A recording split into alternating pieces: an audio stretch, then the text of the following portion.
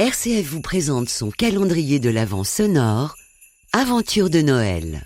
Ouvrons la porte numéro 18.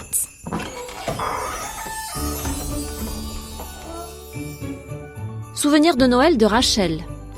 Quand on me dit Noël fraternel, je pense tout de suite à Mishka, un conte de Noël qui a bercé mon enfance. Encore aujourd'hui, à 40 ans, j'ai une image qui reste imprimée en moi.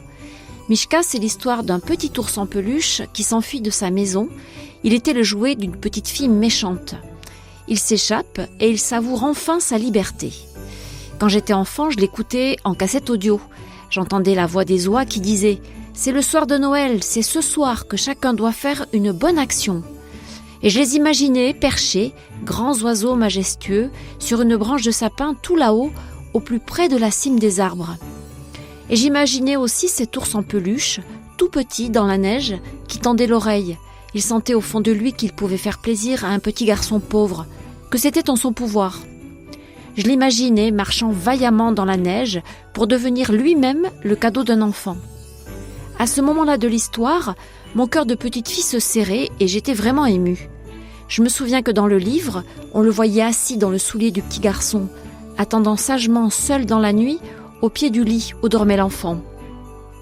Ce conte fait écho à beaucoup de choses dans ma vie. La beauté un peu mystérieuse de la forêt, les soirs d'hiver en montagne.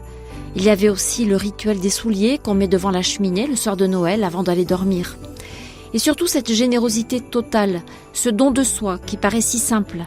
Ça parle au cœur des enfants, je crois.